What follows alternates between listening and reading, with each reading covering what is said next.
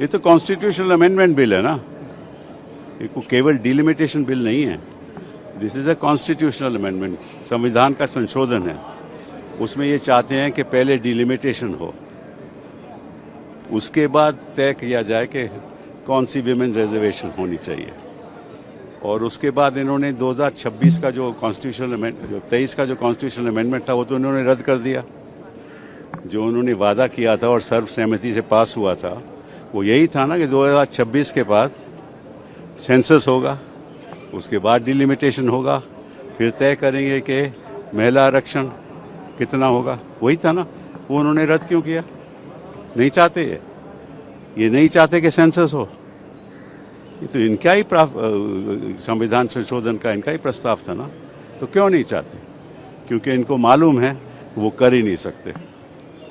अब इनका मकसद क्या है? ये समझते हैं कि हर वक्त ये देश की जनता को गुमराह कर सकते हैं, लेकिन हम अनपढ़ लोग तो हैं नहीं, वही थोड़ी बहुत तो समझ है कि इनकी मंशा क्या है।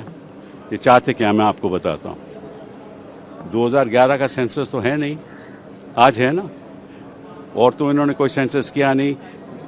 71 का सेंसस रद्द कर दिया, 2001 का सेंसस रद्द कर दिया। 71 के सेंसस के आधार पे पार्लियामेंट इलेक्शन होता था, 2001 के सेंसस के आधार पे प्रदेशों में इलेक्शन होता था, वो रद्द कर दिया। 2011 के बाद कोई और सेंसस है नहीं, 2011 ही सेंसस है। तो 2011 के सेंसस के आधार पे इन्होंने ये भी नहीं कहा कि कितने प्रतिशत ये बढ़ाएंगे। अगर मान लीजिए 50% बनाते हैं, 50, तो एक उदाहरण के तौर पे उत्तर प्रदेश की सीट 80 से 120 हो जाएगी और तमिलनाडु की सीट 39 से 50 हो जाएगी। तो 39 और 80 में क्या अंतर है? 41। हाँ, और 50 और 120 में क्या अंतर है? 60। तो नॉर्थ इंडिया में ये 200 सीटें बढ़ा देंगे अपनी, ठीक है ना, और साउथ इंडिया में 66। तो ये राजनीतिक सोच, राजनीतिक दृष्टिकोण, ये समझते हैं कि हम बेवकूफ़ हैं। ये हम बेवकूफ़ हैं नहीं, हम इनसे ज़्यादा समझदार हैं। ये तो सत्ता में बैठे हुए हैं तो तोड़ मड़ोड़ के सरकारें गिरा के इधर उधर के काम करते, जो आप भी जानते हो, मैं भी जानता हूँ, लेकिन आप दिखाते नहीं हो। ये सरकारें बनाते हैं, ठीक है ना। किसी को होटल में ले गए, किसी को हवाई जहाज़ में ले गए, किसी को ये लोभ दे दिया, किसी को वो लोभ दे दिया।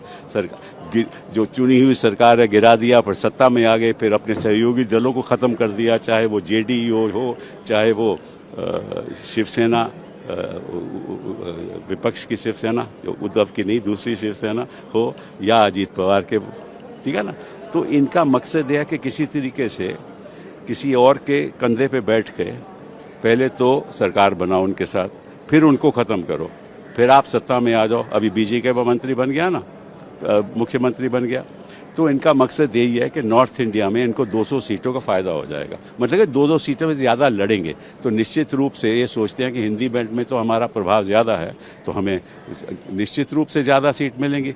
और साउथ में अगर 66 सीट बढ़ भी जाती हैं तो उतना फ़र्क नहीं पड़ेगा, तो ये फिर सत्ता कायम रखेंगे। जब इनके पास 2/3 हो जाएगा, फिर ये संविधान बदल देंगे, फिर इसकी ज़रूरत ही नहीं है। ये इनका मंशा है, ये इनके मकसद है, हम इसको पार। Exchange your old AC and take home a new power-saving AC. Save up to ₹10,000. Patro Electronics, Odisha's largest AC seller.